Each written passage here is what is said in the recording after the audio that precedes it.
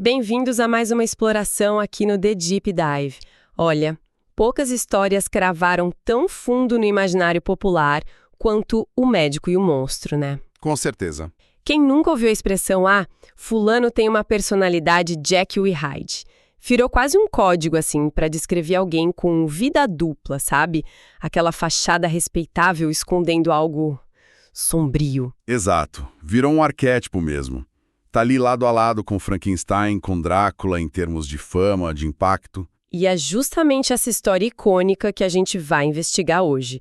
Temos aqui trechos de uma edição brasileira muito boa da obra do Robert Louis Stevenson, tem análises ótimas no prefácio do Luiz Alfredo Garcia Rosa e na introdução do Robert Migal. E, claro, a própria história, né? Com notas, cronologia para ajudar a gente a se situar. Isso. A ideia é mergulhar na trama, claro, mas ir além, entender os temas, né? Essa coisa da dualidade humana, bem e mal, repressão. Por que essa história, lá do século XIX, ainda mexe tanto com a gente? E vale lembrar o autor rapidinho, né? O Stevenson, escocês, aquela criação calvinista bem rígida. Isso certamente pesou na forma como ele pensava sobre o mal, sobre o pecado. Com certeza. Então vamos lá. O ponto de partida da história é quase assim, científico, né? Temos o Dr. Henry Jekyll, um médico londrino super respeitado, bem-sucedido. Uma figura pública importante. Exato. E ele entra numa busca radical. Ele quer separar quimicamente mesmo as duas naturezas que ele sente dentro dele. O lado bom, correto, e o lado dos prazeres, dos impulsos mais, digamos, obscuros. E ele consegue, né?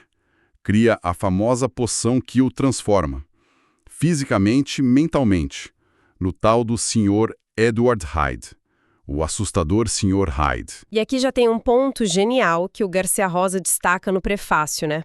Sim, é brilhante. Ele fala que a grande sacada do Stevenson não foi criar mais um monstro que vem de fora, sabe?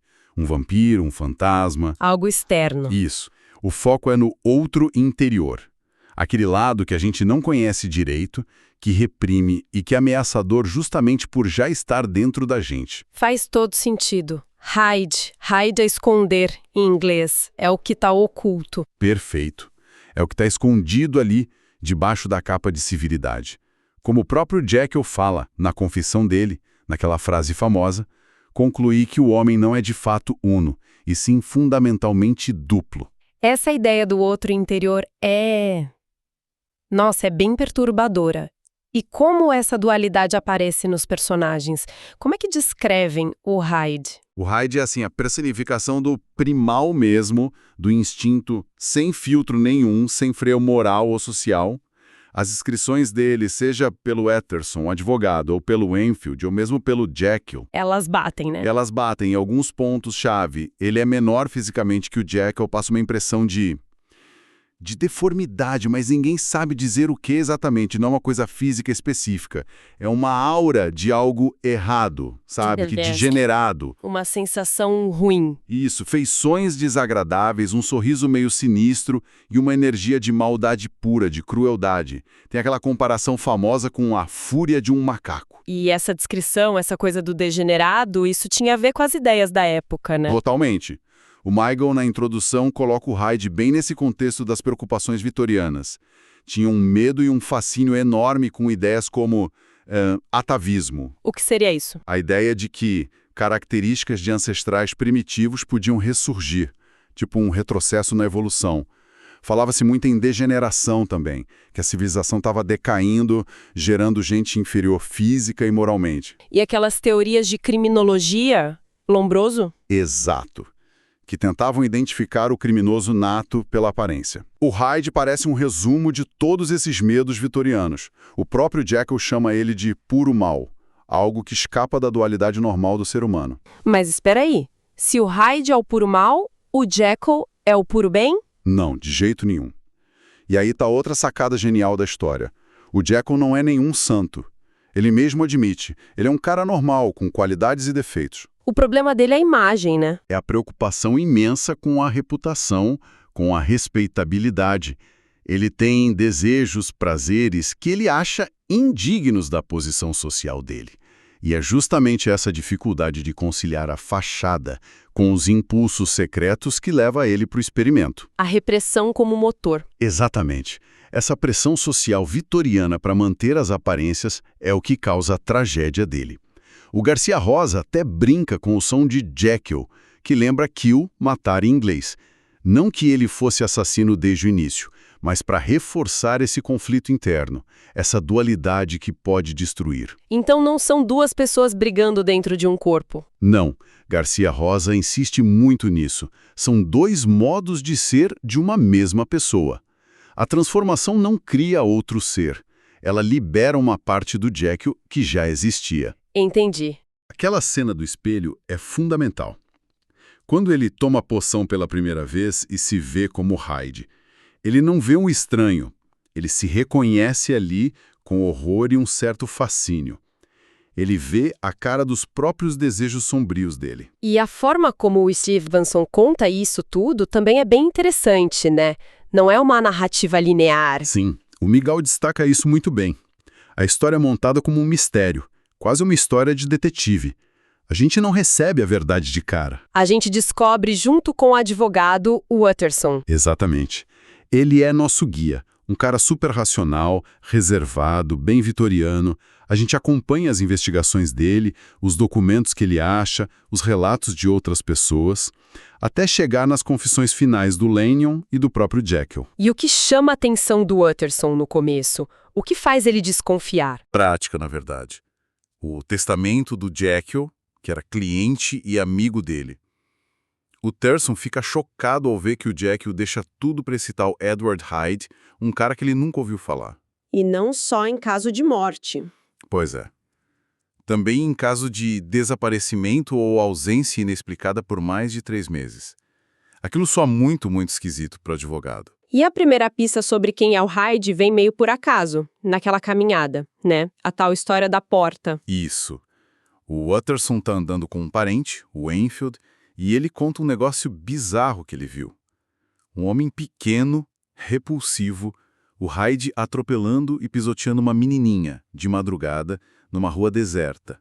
Sem dó. Nossa!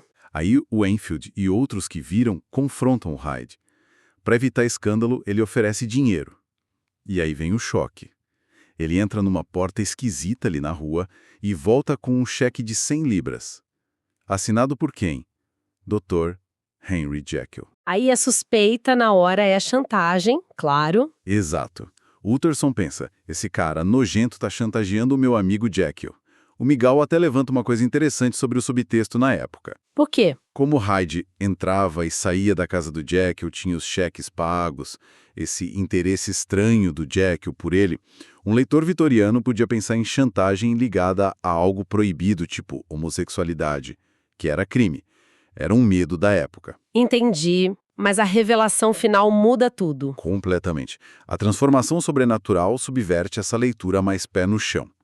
Mas é interessante pensar como essa ambiguidade funcionava ali naquele contexto. E a partir daí a tensão só cresce, com outros incidentes. Sim, a teia do mistério vai se fechando. Tem o encontro do Utterson com o Hyde. O advogado sente aquela repulsa física inexplicável, sabe? Aquele homem pálido, baixo, voz rouca, sorriso horrível. E o Hyde é desafiador, frio. Isso só aumenta a preocupação do Utterson. E depois vem o assassinato. É, um ponto de virada brutal. O assassinato de Sir Danvers Carroll, um parlamentar, espancado até a morte na rua, de um jeito selvagem. A testemunha descreve o assassino, o Hyde, atacando com a tal fúria de um macaco. E a arma do crime? É a metade de uma bengala quebrada, que o Utterson reconhece na hora.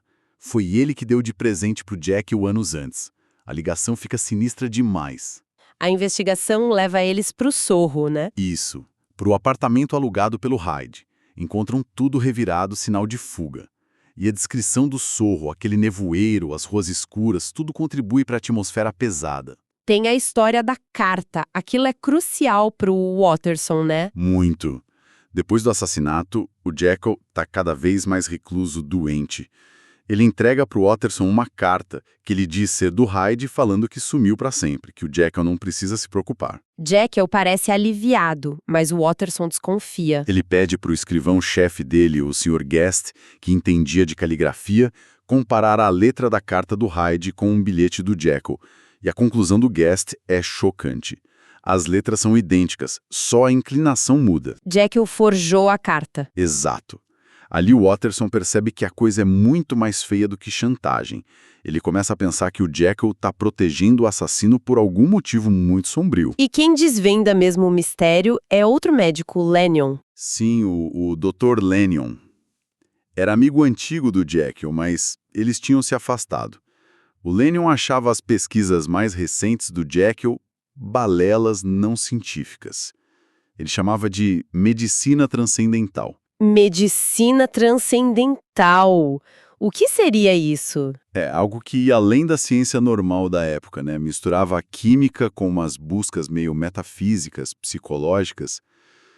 Bom, um dia Lanyon recebe uma carta desesperada do Jekyll. Pedindo ajuda? Sim, pedindo para ele ir no laboratório dele, arrombar uma gaveta, pegar uns pós e líquidos e entregar para um mensageiro que ia aparecer na casa dele à meia-noite. Lanyon, mesmo achando estranho, faz isso pela amizade antiga. E o mensageiro é o Hyde. Exatamente. Que o Lanyon descreve com a mesma repulsa que o Watterson sentiu. Lá no consultório do Lanyon, ele testemunha horrorizado o Hyde misturar as coisas, beber a poção e se transformar no meio de convulsões. Em Jekyll. Que cena. Imagina o choque do Lanyon. Total.